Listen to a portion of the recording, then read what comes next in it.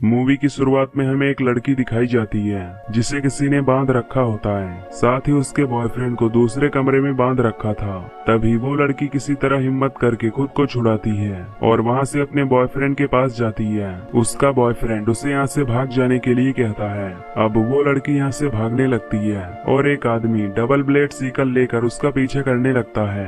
वो लड़की भागते भागते पहाड़ की चोटी तक पहुंच जाती है और तभी वो आदमी उसका पीछा करते हुए वहां पहुंच जाता है। अब वो लड़की यहाँ से भाग नहीं सकती थी, इसीलिए वो पहाड़ से कूद जाती है और मारी जाती है। अगले सीन में हम एक कपल को देखते हैं जिनका नाम माइक और सैरिल होता है। ये दोनों यहाँ जंगल में हाइकिंग ट्रिप पर आए होते हैं। इसके बाद ये वहाँ के फॉरेस्ट ऑफिस में जाते हैं और पार्क रेंजर से पूछते हैं कि यहाँ पर कैंपिंग के लिए सबसे अच्छी जगह कौन सी है। पार्क रेंजर उन्हें सलाह देता है कि ये जंगल काफी खतरनाक है, इसलिए तुम लोग सतर्क रहना। जंगल में आने के बाद ये अपने फोन्स को गाड़ी में रख देते हैं ताकि इन्हें कोई भी डिस्टरबेंस ना हो। खैर, अब जब ये जंगल में पहुंचते हैं तो ये हेजिटेट हो जाती हैं कि इन्हें किस रास्ते से जाना चाहिए। तभी वहां पर एक लेडी आती है जिसका नाम ईडा था।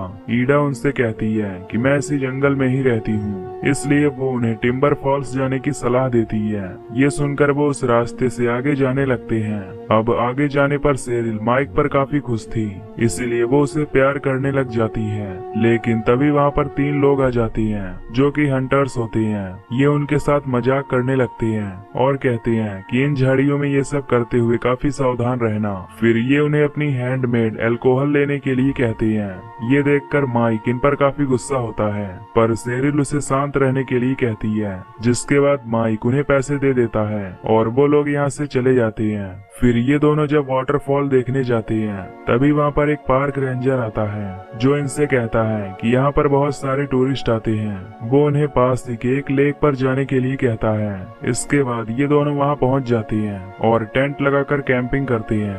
रात में सेरिल को माइक पर प्यार आने लगता है। माइक कहता है कि तुम कहना क्या चाहती हो। ये सुनकर सेरिल उसे टेंट में लेकर जाती है और उसके साथ इंटीमेट होने लगती है। और तभी हम बाहर एक सैडवी फिगर को देखते हैं जो उन्हें एंजॉय करते हुए देख रहा था। अब काम होने के बाद सेरिल माइक से कहती है कि हमें शादी कर लेनी चाहिए, पर माइक कहता है कि हम ऐसे ही ठीक हैं। जिसके बाद ये सो जाती हैं। अगली सुबह सेरिल जब नहा रही होती है तो तभी वहाँ पर वो आदमी आ जाता है और उसे किडनैप कर लेता है। फिर जब माइक की आंख खुलती है तो वो सेरिल को वहाँ से गायब हुआ पाता है। माइक उसे आसपास ढूंढने लगता है और तभी उसे वो दोनों हंटर्स दिखाई देते हैं जिनसे पिछले दिन माइक और सेरिल का सामना हुआ था। वो देखता है कि उनमें से एक के हाथ में सेरिल का टॉवेल है। ये देखकर उसे यकीन हो जाता है कि उन्होंने ही उसे किडनैप किया है, इसलिए वो उनमें से एक के सर पर मारता है। ये देखकर वो दूसरा यहाँ से भाग जाता है। माइक उस हंटर की शॉटगन लेकर उससे पूछता है कि सेरिल कहाँ है। इस पर वो कहता है कि उस दिन से उसने सेरिल को नहीं देखा है। तभी वो एक चाकू निकालता है, पर माइक उसे पीटकर बेहोश कर देता है। फिर वो सेरिल को ढूंढने लगता है, पर सेरिल उसे कहीं नहीं मिलती। तभी आगे जाने पर उसे पेड़ पर लटका बियर दिखता है और तभी माइक का पैर उस बियर ट्रैप में फंस जाता है। तभी वहाँ पर ईडा आती है और उसे उठाकर अपने घर ले जाती है। वो उससे कहती है कि तुम्हारा घाव काफी गहरा है पर जल्द ही ठीक हो जाएगा। वो उसके लिए चाय बनाने जाती है। तभी वहाँ पर वो हंटर आ जाता है जो माइक को ही ढूंढ रहा था क्योंकि उसने उसके साथियों को मारा था। पर ईडा उससे झूठ कहती है कि यहाँ पर कोई भी टूरिस्ट नहीं आया है। इसके बाद वो माइक के लिए चाय बनाकर लाती है, पर माइक ये सुनकर काफी घबरा जाता है क्योंकि ईडा उसे उसके रियल नेम माइकल से बुला रही थी जो कि सिर्फ उसकी ग्रैंड मदर को ही पता था। पर तभी उसे याद आता है कि यहाँ आते वक्त उसका पासपोर्ट चोरी हो गया था जिस पर वही नाम लिखा था। ये सुनकर वो वहाँ से जाने लगता है, पर तभी ईडा एक रॉड उठाकर कहती है कि वो उसे यहाँ से नहीं जाने देगी। माइक उसे पीटकर बेहोश कर देता है। जिसके बाद वो वहाँ सेरिल को ढूंढने लगता है। तभी वहाँ पर माइक को एक सीक्रेट बेसमेंट मिलता है और वो उसके अंदर जाता है। उसे वहाँ पर शीशे के कई जार दिखते हैं जिनमें छोटे बच्चों को प्रिजर्व करके रखा गया था। तभी वहाँ पर माइक को सेरिल भी दिखाई देती है जिसे उन्होंने बांधा हुआ होता है। ये देखकर माइक सेरिल को फ्री करता है, लेकिन तभी वहाँ पर एक अजीब सा आदमी आ जाता है जो माइक पर अटैक करता है। और ये देखकर सेरिल वहाँ से भागने लगती है। माइक को बेहोश करने के बाद वो सेरिल को पकड़ने जाता है। सेरिल भागते हुए एक सड़क तक पहुँचती है जहाँ पर उसे वही फॉरेस्ट रेंजर क्लाइड मिलता है। सेरिल उससे कहती है कि वो आदमी उसे मारने के लिए उसके पीछे पड़ा है, लेकिन तभी वहाँ पर वो आदमी भी पहुँच जाता है। क्लाइड उस पर गुस्सा होता है कि सेरिल वहाँ से कैसे भागी। ये सुनकर सेरिल को पता चलता है कि ये दोनों मिले हुए हैं और तभी क्लाइड उसके सर पर मारकर उसे बेहोश कर देता है। फिर रात में ये लोग माइक और सेरिल को शादी के लिए सजाते हैं और उनकी शादी करवाते हैं। तभी ईडा इन्हें बताती है कि पिछले दिनों तुम दोनों ने टेंट में संबंध बनाया था और क्योंकि शादी से पहले शारीरिक संबंध बनाना पाप है, इसीलिए उन्हें ईडा और क्लाइड के लिए एक बच्चा पैदा करना होगा, क्योंकि ईडा बच्चे पैदा करने में सक्षम नहीं है। शादी करवाने के बाद उन दोनों को अलग अलग कमरे में कर दिया जाता है। तभी ईडा का भाई आकर सेरिल का रेप करने की कोशिश करता है, पर तभी वहाँ पर ईडा आ जाती है जो उसे डांट कर वहाँ से भगा देती है। इसके बाद वो दोनों माइक और सेरिल को एक ही कमरे में लाते हैं और उन्हें सेक्स करने के लिए कहते हैं ताकि उन्हें वो बच्चा मिल सके। पर उनके जाने के बाद माइक और सेरिल वो नहीं करते, क्योंकि वो जानते थे कि अगर उन्होंने बच्चा पैदा किया तो ईडा और क्लाइड उन्हें वैसे भी मार देंगे।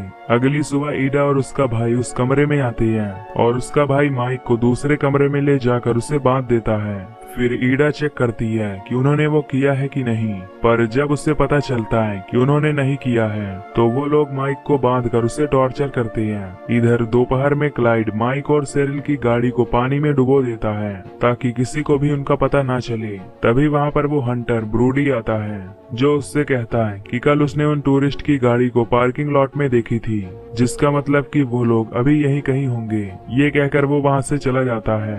फिर रात में ये फिर से उन दोनों को उसी रूम में ले जाते हैं उनसे संबंध बनवाने के लिए, और अगर इस बार उन्होंने नहीं किया तो वो उन्हें और भी ज्यादा टॉर्चर करेंगे, पर फिर भी ये दोनों नहीं करते। अगली सुबह वहाँ पर फॉरेस्ट डिपार्टमेंट से एक ऑफिसर आती है जो माइक और सेरिल को ढूंढते हुए वहाँ आई थी, क्योंकि सेरिल की माँ ने वहाँ कंप्लेन की थी। वो ऑफिसर कहता है कि उनकी गाड़ी पार्किंग लॉट में नहीं है, इसका मतलब कि वो यहाँ से चले गए होंगे। इधर वो तीनों जब उस कमरे में आते हैं तो देखते हैं कि उन्होंने अभी वो नहीं किया है। अब ये देखकर क्लाइड उन पर काफी गुस्सा हो जाता है, लेकिन तभी उसके पास उसी ऑफिसर की कॉल आती है जो उससे माइक और सेरिल के बारे में पूछना चाहती थी, पर वो उनसे झूठ बोलता है कि उसे कुछ नहीं पता। इधर वो ऑफिसर ब्रूडी के पास जाती है और उससे कहती है कि अगर वो उन्हें ढूंढ निकालेगा तो उसे काफी इनाम दिया जाएगा। ब्रूडी उसकी बात मान जाता है क्योंकि अब उसे पैसे मिलने वाले थे। इधर ईडा का भाई फिर से सेरिल का रेप करने की सोचता है, पर उसकी आवाज सुनकर वहाँ ईडा और क्लाइड आ जाते हैं। फिर क्लाइड उन दोनों से कहता है कि तुम्हें वो करना ही पड़ेगा, पर माइक उसे साफ मना करता है कि वो किसी भी हाल में नहीं करेंगे। तभी अचानक सेरिल हंसने लगती है और रिवील करती है कि अब वो प्रेग्नेंट नहीं हो सकती, क्योंकि वो पहले से ही 2 महीने की प्रेग्नेंट है।